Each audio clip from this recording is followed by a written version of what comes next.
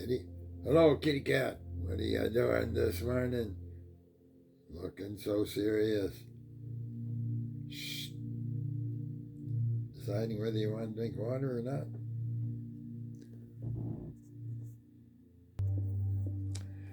Well, we will carry on. I believe that's moving, yes. Well, it is a brand new morning and a wonderful day, or in some cases, a wonderful supper time, right? The mystery deepens.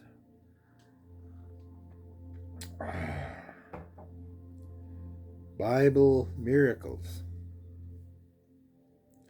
The water cycle.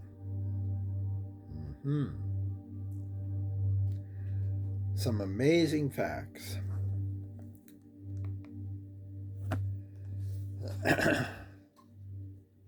And did you know again?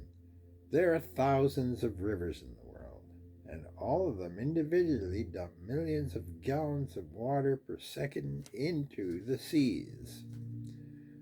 Where all that water goes as there is no increase in the sea level?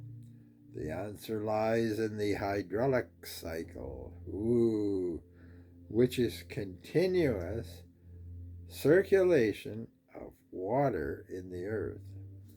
This concept was not fully understood until the 15th century AD. The water on the earth, below and above its surface, is constant motion. It's in a constant motion. Changing states between liquid, vapor, and ice. In the 17th century AD, Pierre Perrault developed the concept of the hydraulic cycle. He and Edme Moret were initially responsible for making hydrology an experimental science with a series of experiments. Well, that makes sense. Perrault showed that rain does not penetrate the ground below 2 feet. Thus, most of the rain that falls does not go into springs. Also, he demonstrated that several times that more rain fell than there was water in the river. Now let's go to the Bible. Ecclesiastes 1:7. All the rivers flow into the sea, yet the sea is not full. To the place where the rivers flow, there they flow again. I'm going to read that again. All the rivers flow into the sea, yet the sea is not full. To the place where the rivers flow, there they flow again. Common knowledge, I presume, in Solomon's time. At least he knew that. Psalm 135:7. He causes the vapors to ascend from the ends of the earth. He makes lightning for the rain. He brings the wind out of its treasuries. Jeremiah 10:13. When he utters his voice, there is a multitude of waters in the heaven, and he causes the vapors to ascend from the ends of the earth. He makes lightning for the rain. He brings the wind out of its treasuries. Job 36:27-29. He draws up waters, which distills as rain from the midst, which the clouds drop down and pour abundantly on man. Indeed, can anyone understand the spreading of the clouds, the thunder from its canopy? Scholars are not in agreement as to the date of Ecclesiastes, though most scholars point to a date during the time of King Solomon, son of David and Bathsheba, 3,000 years ago. There is some argument that the time period is between 962 and 922 BC. Scholars generally agree.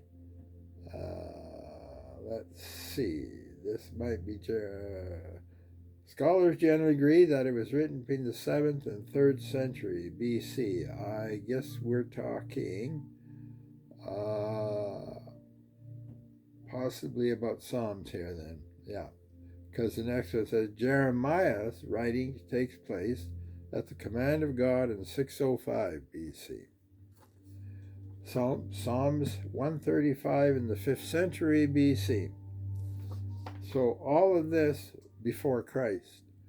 And mankind, I've just found a wonderful thing. Science has discovered the hydraulic cycle in the 15th and more so in the 17th century. It was a new thing, and as we read in Ecclesiastic, there's nothing new under the sun. Don't you get it? Man. Bible miracles, paths in the sea. The following account is given in a booklet, a brief sketch of work of Matthew Fontaine. At one time, when Commodore Murray was very sick, he asked one of his daughters to get a Bible and read to him.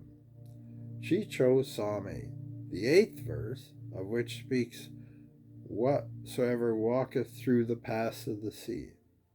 He repeated, "The paths of the sea, the paths of the sea." If God says the paths of the seas, then there are. And if I ever get out of this bed, I'll find them. That was his quote. Now, we got to remember, we read Psalm 8 yesterday. And the 8th verse yesterday. And yesterday was the 8th. Coincidence?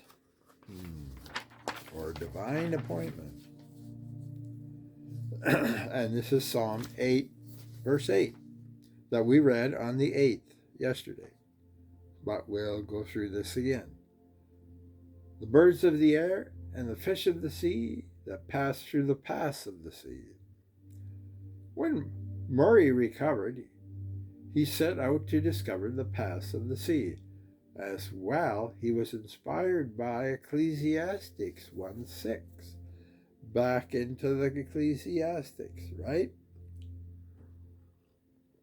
Well, in Ecclesiastes 1:6, the wind goes toward the south and turns around to the north.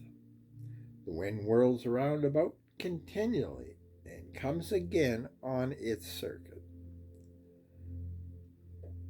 By complying records of many ships, he saw patterns. He made charts of the ocean currents and winds that helped captains plot the best sea lanes for their voyage. Due to his initiative, a worldwide cooperative system to collect maritime information was organized in 1852 and 53. He made a remarkable achievement in getting 10 major maritime powers together for a meeting in Brussels. Even more remarkable, his ability to extract out of that gathering a unanimous agreeing on the kinds of observations seamen should make and how they were to be recorded and processed for the benefit of all mankind. Now,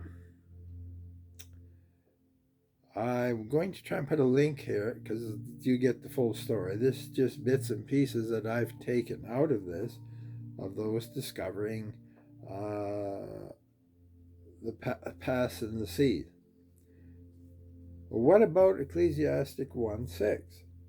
The wind goes towards the south, the wind turns around and goes to the north, and the wind continually whirls about continually and comes again on its circuit. And when were the jet streams discovered? Supposedly, because this guy didn't have a private jet here. So, matter of fact, he didn't even have a biplane. And yet,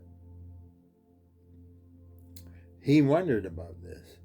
But in the Bible, like I'm talking Solomon here, I guess he didn't have a jet airplane either. And yet he knew about the jet stream? Because it's written in the Bible. Do you get it? Okay. And when were the jet streams coming?